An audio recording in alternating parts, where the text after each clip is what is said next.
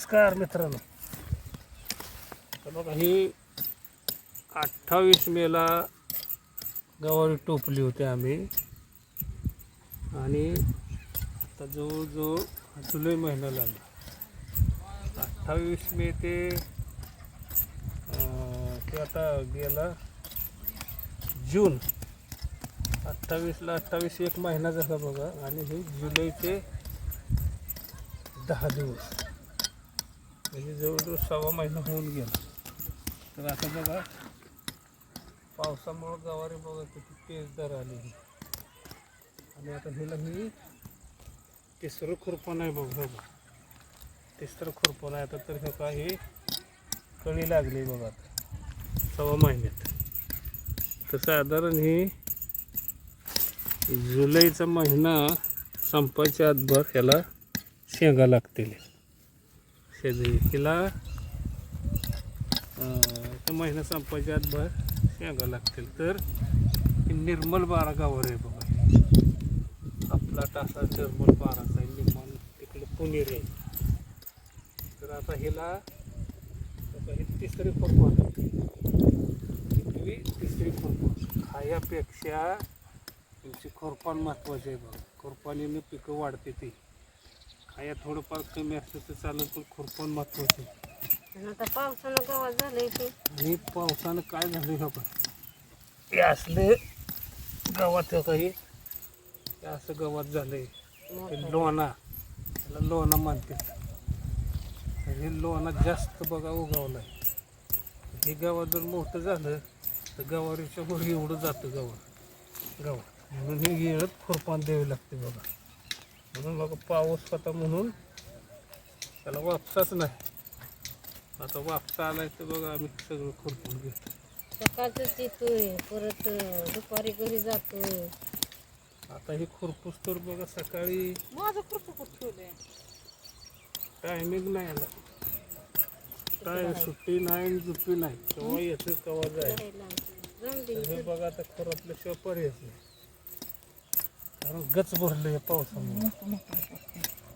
हे आता खुरपान महत्वाचे एवढी खुरपान दिली मग गवारी वाईट जरा आणि वाढ खाई समोर लागतेले शेंगा.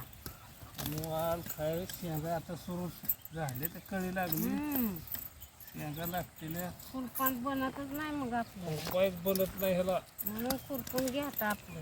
हे म्हणून तर ह्याची ही भाजी उठते ठेवायची. स्वच्छता ठेवायची. म्हणजे शेंगा चांगल्या लागते. त्या झाडं गज भरते तिले.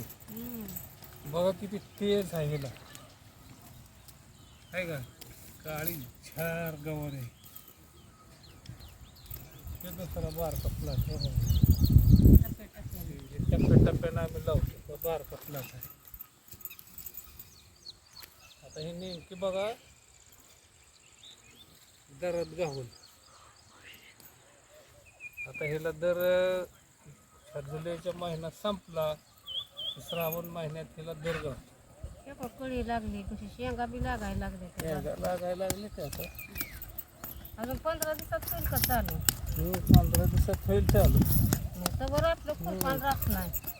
खुरपण होईल 2-4 दिवसात होईल सगळं. तर बघा ही काळजी घ्यावी लागते पिका पाण्याची. त्याला गावात नाही पाहिजे, घाण नाही पाहिजे.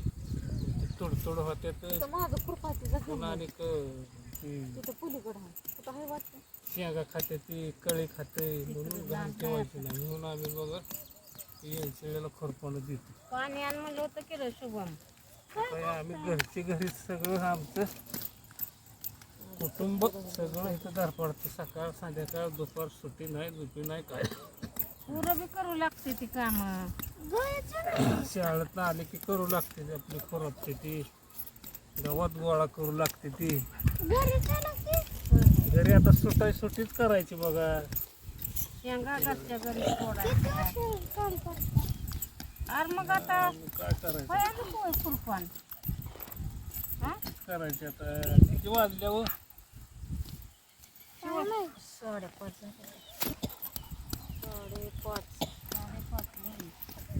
तर बघा हे अशीच गवारीची खुरपण वेळची वेळ करावी लागते. ती स्वच्छता ठेवावी लागते. तर पिकं चांगली येते ती.